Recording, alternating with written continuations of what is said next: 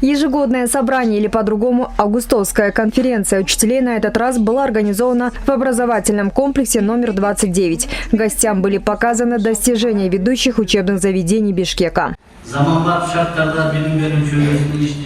На августовской конференции были озвучены недостатки в работе учителей школ столицы. Отмечено, что уровень образования выпускников в Бишкеке снизился. Отмечается, что только 20% участников тестирования Алтын-Тамга смогли подтвердить свои знания. Из 75 школ подали заявку 271 выпускник. В ОРТ приняли участие 7742 выпускника. Из них 1791 не смог преодолеть пороговые 110 баллов.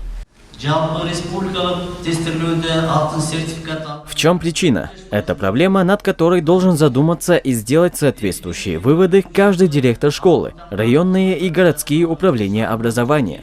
К сожалению, мне пока не удалось услышать практических предложений от представителей этой сферы.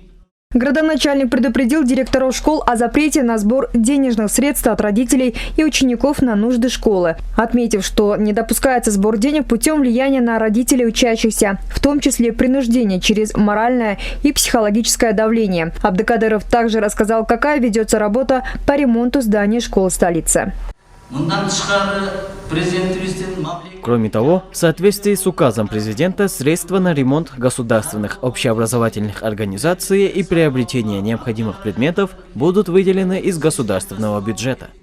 С проблемами в сфере образования столицы согласны и сами учителя. Они отмечают, что готовы добиваться эффективных результатов в предстоящем учебном году, учитывая высокую поддержку со стороны мэрии, а также со стороны государства в целом.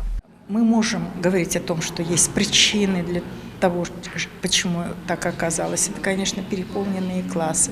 Но на это не надо всегда, так сказать, говорить о том, что что-то извне нам мешает. Мы должны работать. Мы должны правильно принять эту критику и работать. И для этого создаются условия.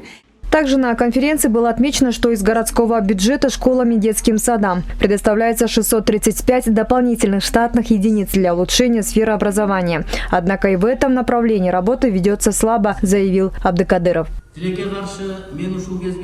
Айгерим Бараканова, Руслан Бароненко, ЛТР, Бишкек.